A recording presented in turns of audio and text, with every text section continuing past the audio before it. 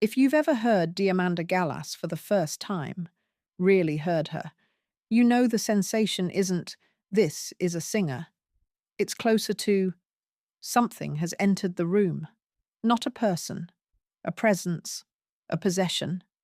And for some listeners, the first vocabulary the body reaches for isn't musical at all. It's religious.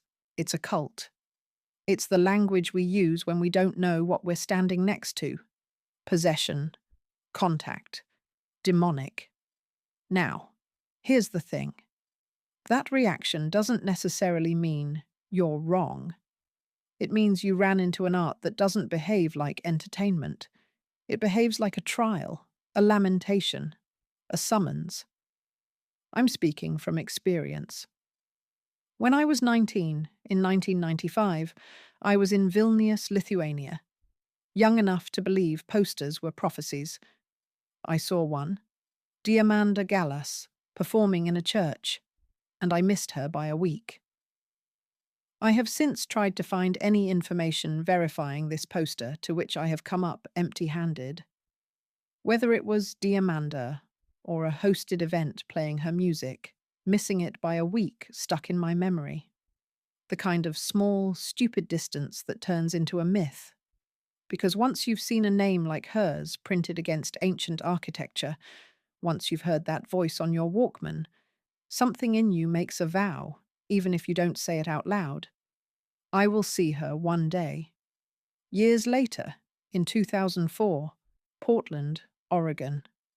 Downtown off-Broadway, near the park blocks. During TBA, the Time-Based Art Festival. One of those nights where the city feels like it's hosting multiple realities at once, and people buy a ticket to wander between them. And then Galas began. She performed Defiance, Will and Testament.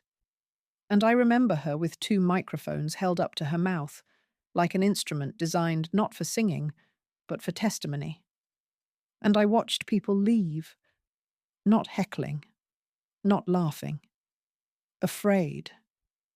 Afraid, because they couldn't place what they were hearing inside the safe categories of song or show. Afraid because it felt like the room had become a site of contact, like the air itself had been consecrated to something too old, too furious, too alive. And as she performed, I realized, this wasn't just me finally seeing an artist. This was me finally fulfilling a promise I'd made to myself, seeing a poster in a foreign city a decade prior. Welcome to Teasel House Tales. And today, we're entering the work of Diamanda Galás, not as spectacle, not as curiosity, but as witness to a dark, holy day where suffering speaks. A quick orientation, because place matters here. TBA, Time-Based Art Festival, is Portland's annual interdisciplinary performance festival presented by PICA, the Portland Institute for Contemporary Art. It's built around live work, voice, body, duration, theatre, music, hybrids that don't sit still. It runs in September, spreads across venues, and turns the city into a map of staged encounters. And this matters, because TBA isn't a standard concert context. It's not 3 songs, thank you, good night. It's a corridor of thresholds. You enter one room, then another, and you don't always know what you'll be when you leave. That's the kind of container Galas thrives in, because her work is not background-friendly. Her work is a demand. Diamanda Galás was born in San Diego in 1955, Greek-American, raised in a household where music wasn't a hobby, it was an atmosphere. Piano comes early, training comes early, and that discipline matters, because the lazy myth around Galas is that she's pure rawness, pure madness, pure theatrical extremity. But listen, the extremity is engineered, it's trained, it's cultivated with the seriousness of a classical musician, and the hunger of someone who refuses to use that training to decorate polite rooms. Her vocal instrument draws from rigorous classical foundations, yet incorporates extended techniques that allow multiphonic production, multiple tones from a single throat, glottal distortions, overtones, and breath manipulations that evoke the keening of Mediterranean lament traditions or the overblown reeds of free jazz. She has dismissed obsessions with octave counts, insisting instead on the ethical weight of timbre, a voice capable of shifting from whisper to shriek with surgical control, stacking textures until one larynx suggests an entire chorus of the dispossessed. She's dismissed the obsession with how many octaves in favor of what actually matters, the quality of the sound. Because Galas isn't trying to impress you, she's trying to change the moral weather inside you. Let's name the reaction without mocking it. If you're a person who has no map for this kind of voice, if you've never heard ululation, lamentation, extended technique, ritualized grief, and suddenly you encounter Galas amplified, uncompromising, inhumanly precise, the nervous system panics. It interprets unfamiliar intensity as danger. Her method often involves multiple microphones pressed close, layered with delays and reverberation, transforming the voice into a spatial weapon that fills architectural cavities like cathedrals or theatres. The room itself becomes complicit, its resonance extending the cry into something collective and inescapable.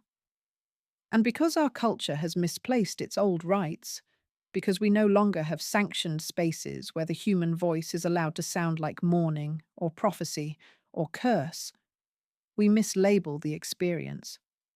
We call it demonic when what we mean is something real is happening and I can't control it. Galas weaponizes that mislabeling. She lets you feel how quickly the sacred flips into the monstrous in the public imagination. How quickly a woman's power, especially a woman's voice, gets treated like a threat that must be contained. And that's not accidental. That's the point. Galas's career doesn't emerge from cool darkness. It emerges from confrontation with human suffering as a political fact.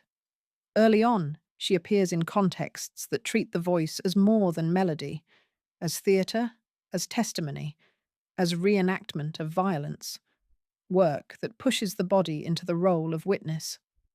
Then the 1980s arrive, and with them, the AIDS crisis.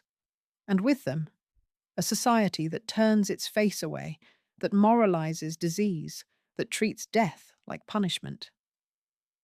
Galas does the opposite. She makes art that refuses to look away. Her brother, Philip Dimitri Galas, dies of AIDS in 1986. And grief becomes not just personal, it becomes documentary, accusatory, public. The result is a body of work that doesn't merely mourn the dead, but indicts the structures that let them die alone. Shame, stigma, institutional abandonment, religious hypocrisy. One of the iconic moments in this arc, her involvement in ACT UP actions, most famously the Stop the Church protest at St. Patrick's Cathedral in New York in 1989. And then, Plague Mass, recorded at the Cathedral of St. John the Divine in 1990 and released as a live document in 1991, where sacred text, drawn from Leviticus and the Psalms, becomes accusation, and performance becomes ritual refusal. The liturgy is inverted. Confession yields to indictment, consecration to curse. This is the lineage, not shock for shock's sake, but art as a form of public, unignorable mourning. Now we return to Portland, to the night that sealed my vow. Deficiones, Will and Testament, is a work of memorial and resistance, dedicated to the erased and denied dead of the Armenian, Assyrian, and Anatolian Greek genocides, 1914 to 1923. Even the title carries a blade. Deficiones refers to ancient curse tablets, inscriptions meant to bind malice or guard the dead from desecration. And Will and Testament points to the last wishes of those taken to their graves under unnatural circumstances. performed in multiple languages: Armenian, Assyrian, Turkish, Greek, Arabic, interwoven with texts from exiled poets like Adonis, Ciamanto, and Pier Paolo Pasolini. The work refuses monolingual comfort. The voice navigates these tongues not as exotic flourish, but as ethical necessity, to inhabit the linguistic exile of the victims themselves. So when Galas performs this work, she is not doing a concert. She is opening a legal document from the underworld. She is reading the claims of the dead into the air, where they cannot be politely filed away. That's why she needs amplification. That's why she needs closeness. Why the microphones are not merely tools, but extensions of the mouth, like twin instruments built for confession and curse. And this is where the audience reaction makes sense, because what you are hearing is not a song. You are hearing the act of naming the unnamed. And when that happens in a theatre, the room becomes unstable. People feel implicated, haunted, chosen. Some people can't tolerate that, so they leave.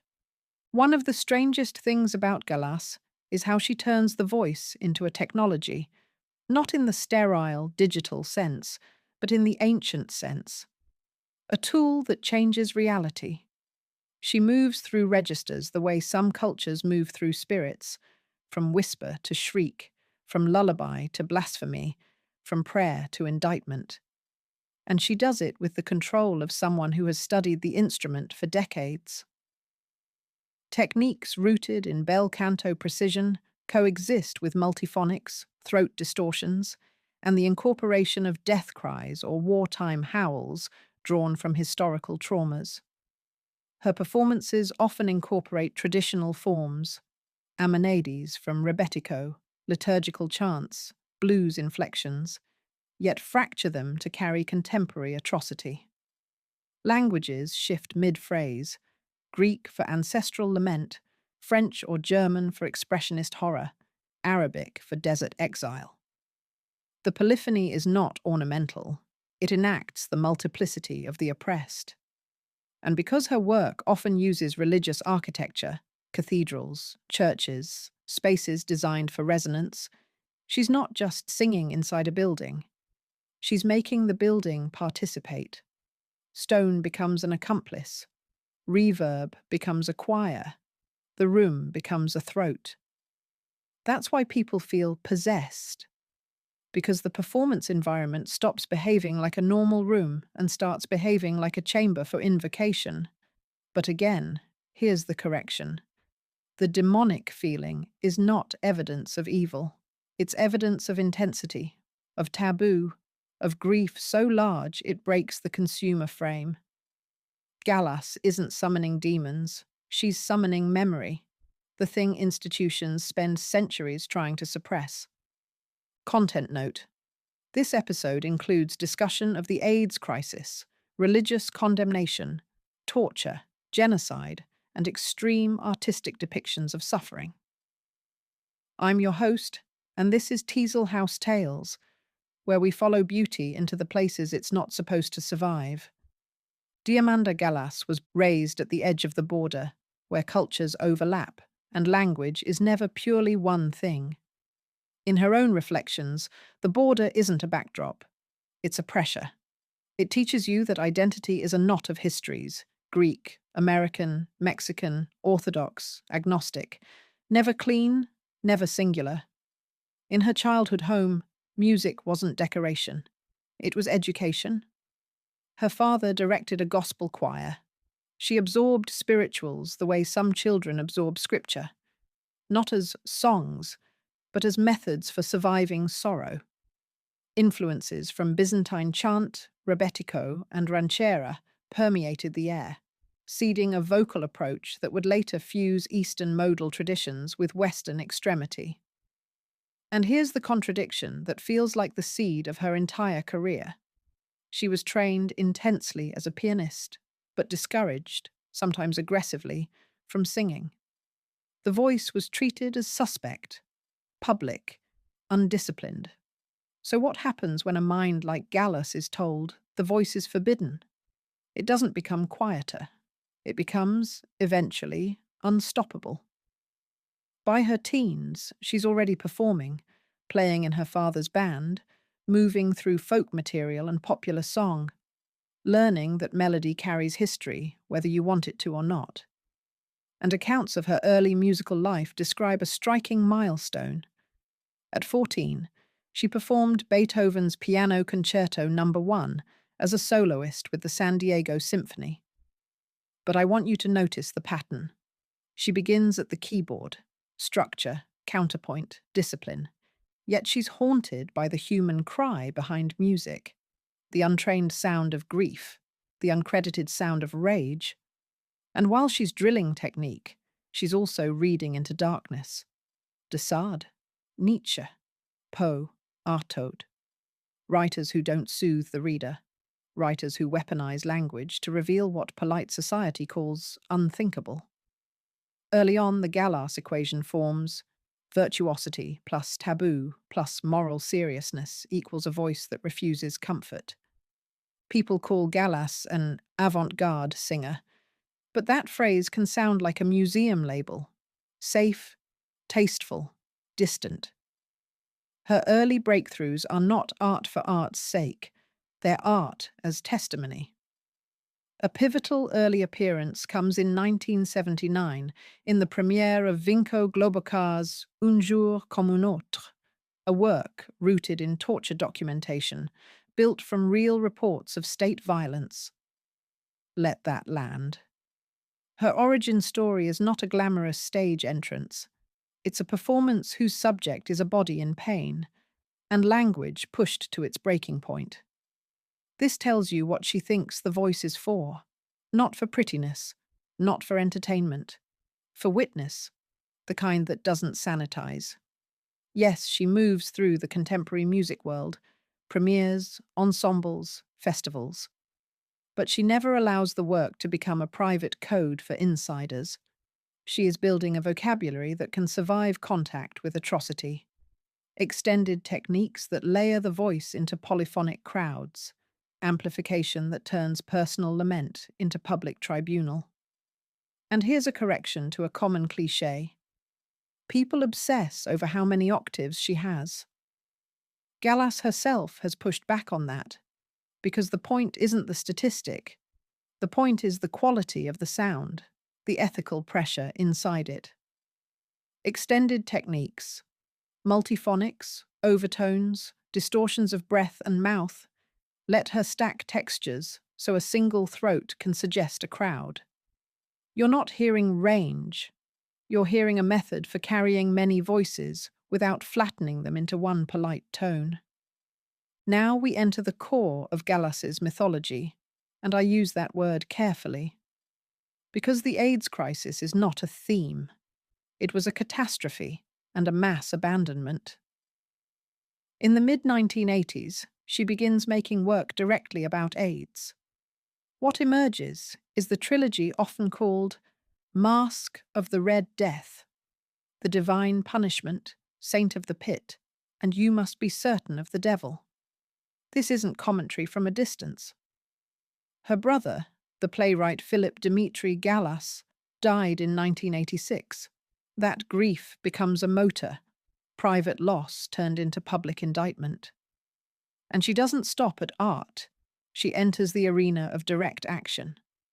In December 1989, she was arrested with ACT-UP inside St. Patrick's Cathedral in New York during a protest against institutional positions that worsened AIDS stigma and blocked life-saving education. So when Galas uses religious language, she's not playing with blasphemy as an aesthetic. She is answering an institution that, at the time, often treated the sick as proof of sin.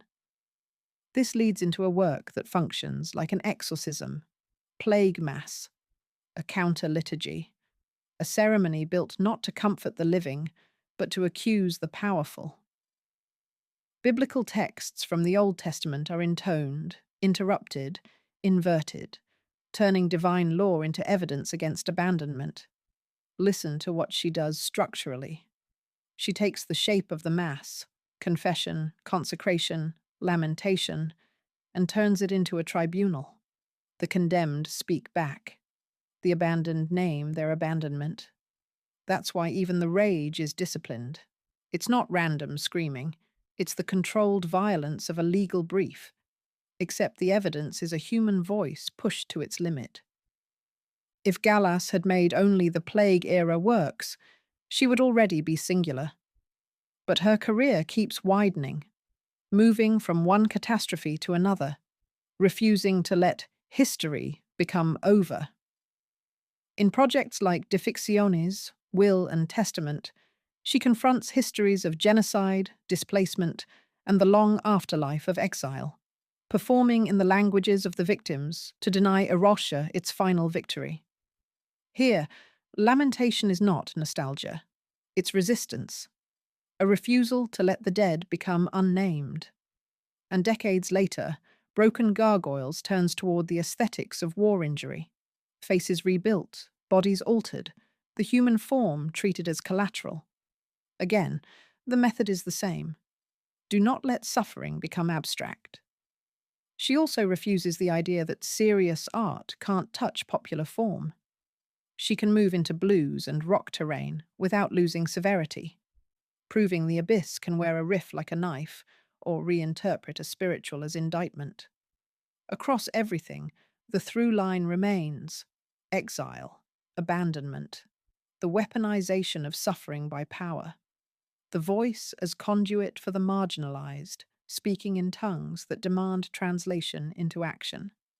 She won't let pain be decorative. She won't let it be a tasteful statistic. She drags it back into the room with us and demands we look. So how do you listen to Diamanda Galás without turning her into a myth you can keep at a safe distance? You listen the way you'd listen to testimony, not to be entertained, to be changed. For more literary horror scholarship, scripts, and my ongoing work, visit jahanihsan.com. This has been Teasel House Tales.